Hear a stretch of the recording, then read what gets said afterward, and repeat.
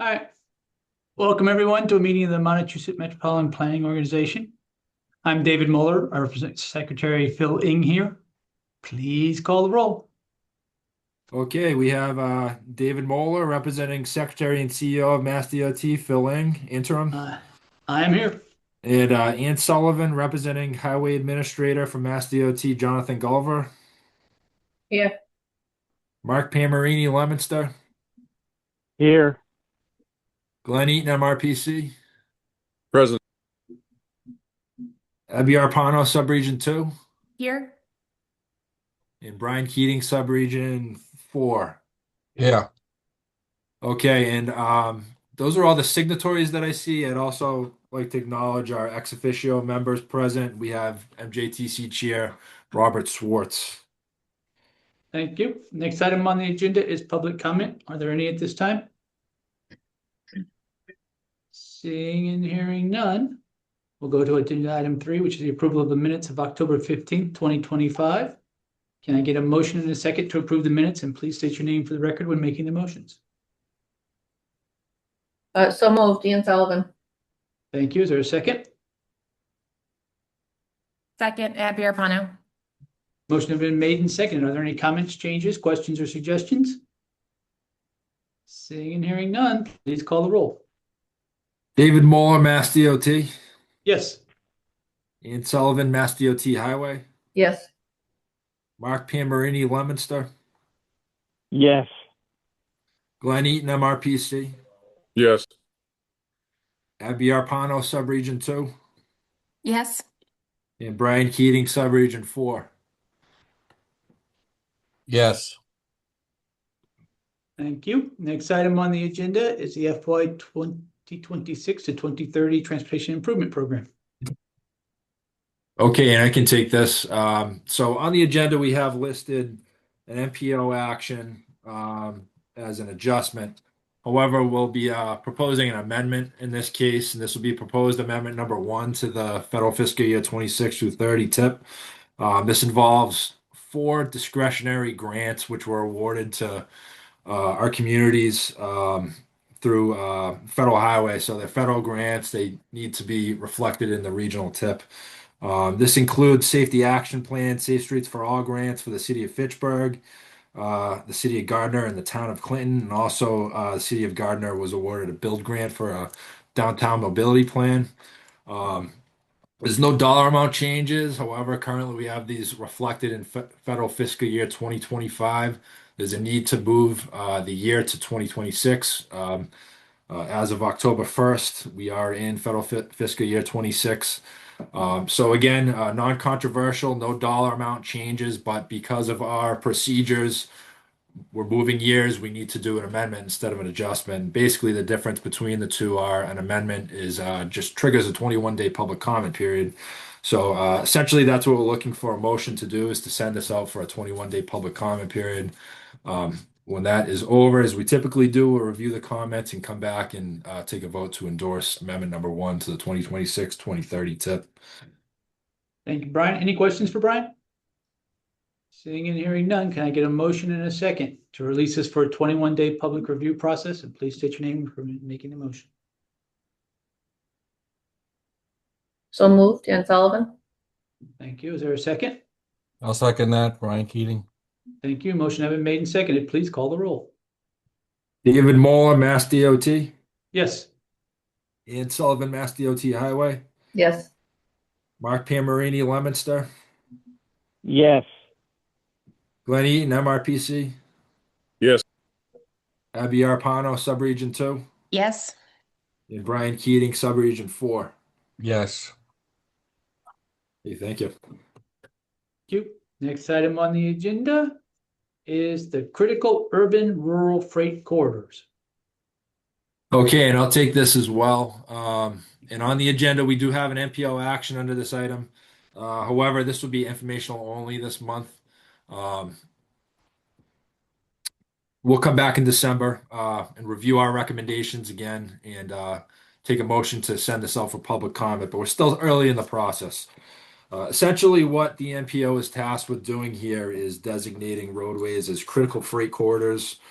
which will then qualify them for National Highway Freight Network funding.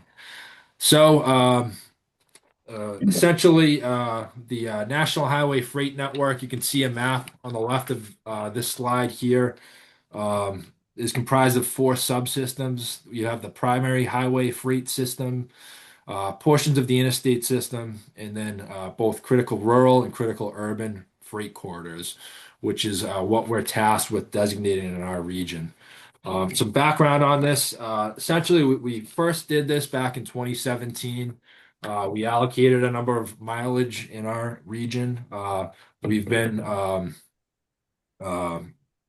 this next go around here, we have an additional mileage to add to this, and then that will go basically to the state to certify, and they'll include that into their state freight plan, which they're working on. They'll be working on in the spring. What these rural and urban freight corridors are is basically they provide access to either the primary highway freight system, the interstate, access to ports, public transportation facilities, intermodal facilities, what have you. Statewide in Massachusetts for the rural freight corridors, there's 300 miles. We'll have roughly 30 miles within the Montachusett region to designate for the urban freight corridors statewide. There's 150 miles in the Montachusett region. We'll be looking at roughly 7 miles to designate. As I mentioned, we're just initially reviewing this with the MPO. This month, we'll be in contact with Mass DOT staff, fine tune this. There's also been some urban boundary changes due to the 2020 census. So there's some things to figure out. But essentially what we'll do is we'll come back with our final proposals in December to send out for public comment. We'll endorse this no later than February of 2026. At that point, we'll hand it off to DOT. They'll certify it and they'll add it to the state freight plan, which I mentioned they are working on in the spring. This slide is not relevant. What these roads are, basically, what qualifies a road to be either a critical urban or rural freight corridor, they must meet one of the elements that are listed here on this list. Basically, there are a minimum of 25% heavy vehicles or trucks on a road, or provide access to energy development, installation, production areas, connects PHFS interstate systems to a certain threshold of freight facility, provides access to a grain elevator, agricultural facility, mining facility, forestry facility, or intermodal facility. Access to an international port of entry, none of those in the Montachusett region, or significant air, rail, water, or other freight. Or what we have justified many of our suggestions based off of basically determination by the MPO of the state to provide efficient movement of freight through the region. So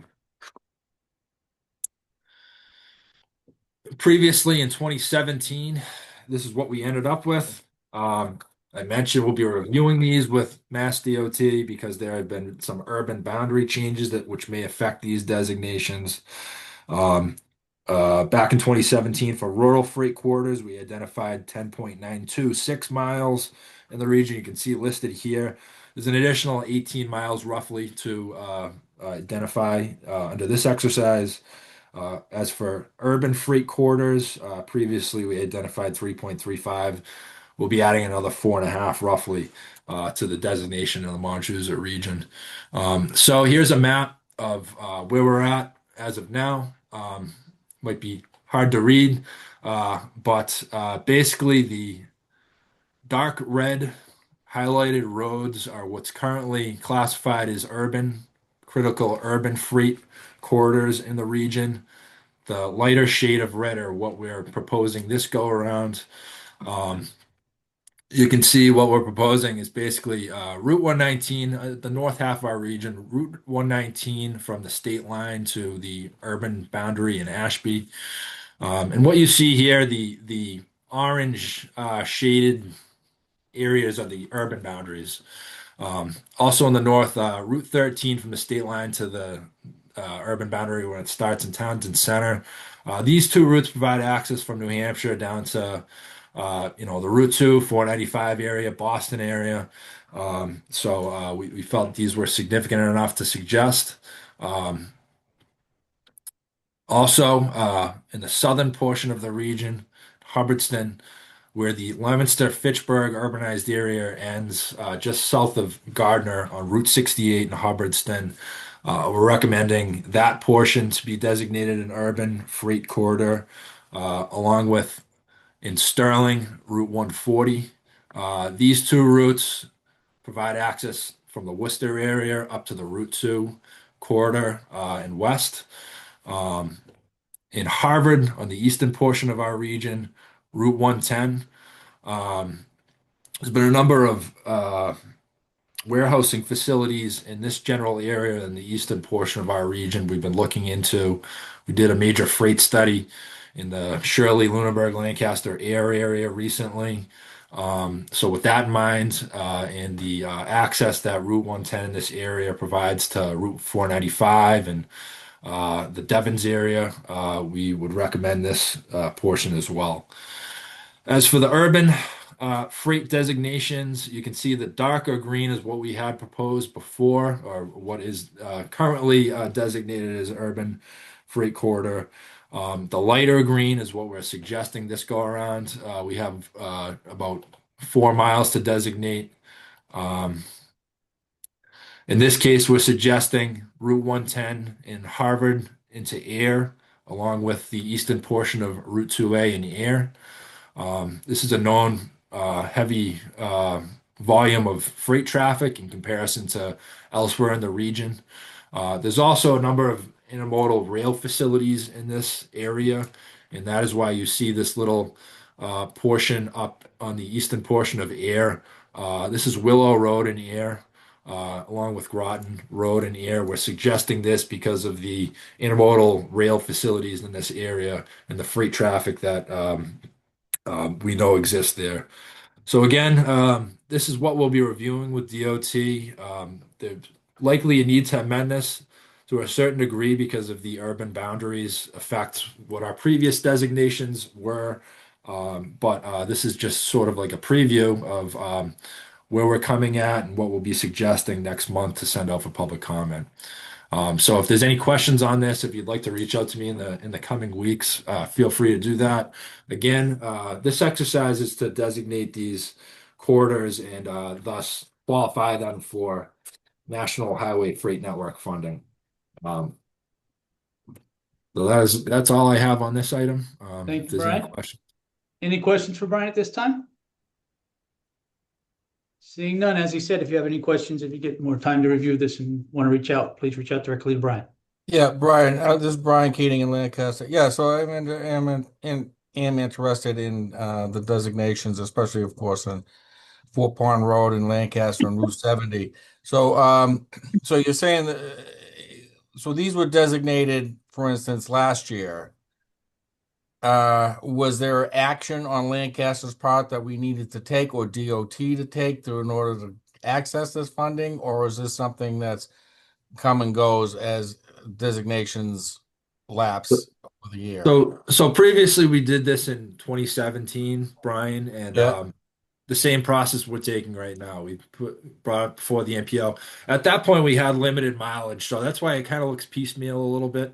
Mhm. But and we discussed portions in Lancaster, Fort Pond Road, Lancaster Road and Shirley, additionally Route 70, because we had in mind the new warehouse developments in that area. Which hadn't Um, happened. Yeah. Right. So we looked at some of the counts, and most recently we did, our staff did a comprehensive study of the freight network in this specific area. And we tried to determine where, it would make the most sense. We came to the conclusion that Route 110 and Route 2A and Air would make the most sense, as well as Willow Road. Again, we have only a certain amount of mileage to allocate. So, Right. No, I just wasn't sure whether when these things come up, is it on the town, the municipality, No. or is it on the region or on the state? So, so this, in this case, it's the MPO's responsibility to designate these. Yeah. If Lancaster, for example, what you see here above this Route 70, this isn't Route 70. This is Right. Danbury Road, I think. Um, it's a federal aid eligible road. If the community wanted to develop a tip project, say on this road, it's eligible for a number of Okay. federal funding. And Yeah. by virtue of having it a critical rural or critical urban, in this case, freight corridor, that is just one bucket of funding that it would be eligible for. I see. Okay.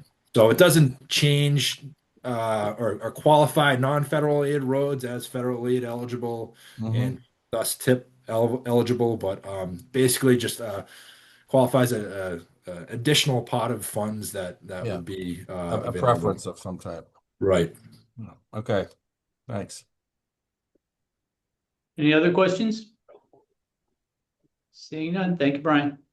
Next item on the agenda is, I believe, reports. So we'll go to MassDOT Highway Division. Ann? Yep.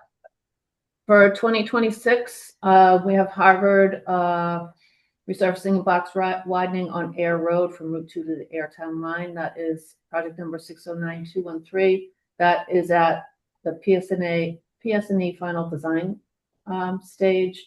Environmental permitting is in place. The town is working on the right of way.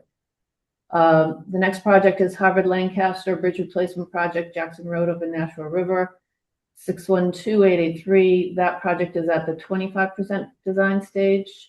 The 75% is due at the end of January. There isn't any right of way on that project. It's all within the state highway layout, but there will be environmental permitting. The next one is Fitchburg. Improvements at Memorial Middle School. This is a Safe Routes to School project, 612895. That is at the 25% design stage. The 75% design is due in the middle of February. That still needs to go through environmental and right of way. The last one on 26 is Fitchburg Twin City Rail Trail. That's an advanced construction project. That's been under construction for a little over a year at this point.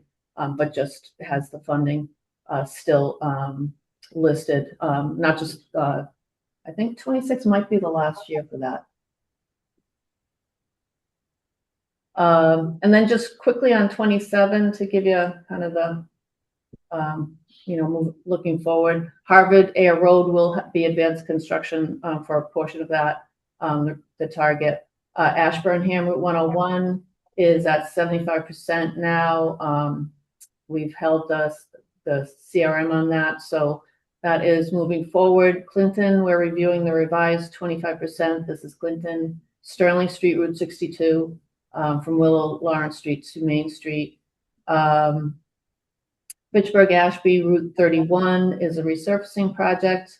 That's at 75% now. The 100% are due this month. There's a resurfacing on Route 2, one of our NHS resurfacing projects, Leominster, Lancaster, Route 2. That's a book job, so we can kind of pull that together pretty quickly. And the Gardner bike path bridge construction, this is the North Central Pathway over Route 140. That's at 75%, and the 100% is due in the middle of March.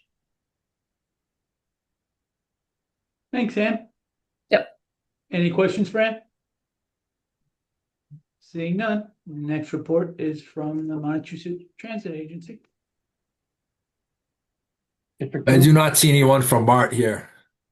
Okay, then we'll go directly to the MJTC.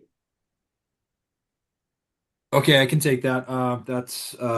So the JTC did not meet in November. We took November off. Next meeting's on December 10th at 2:30 remotely.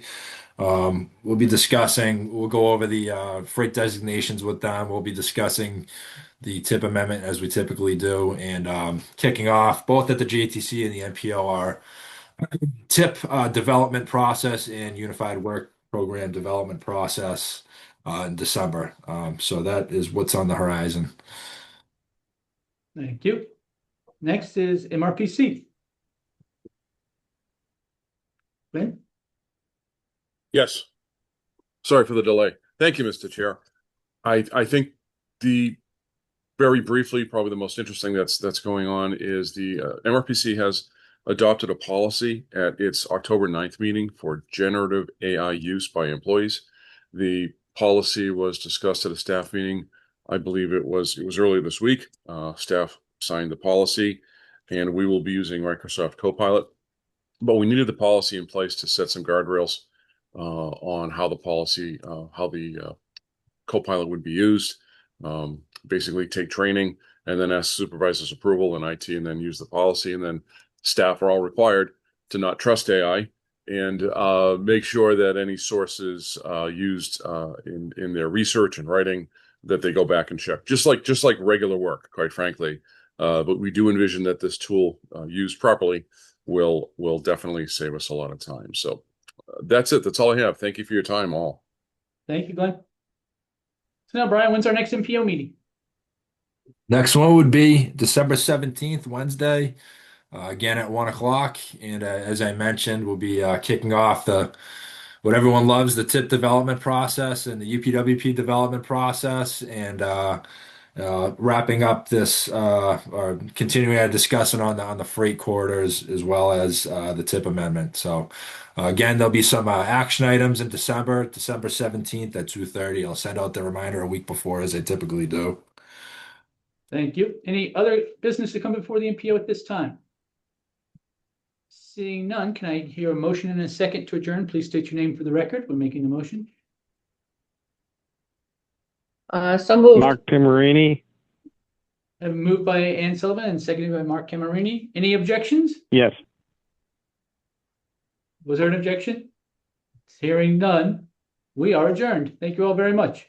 Have a great weekend. Thank you. Thank you. Bye. Bye.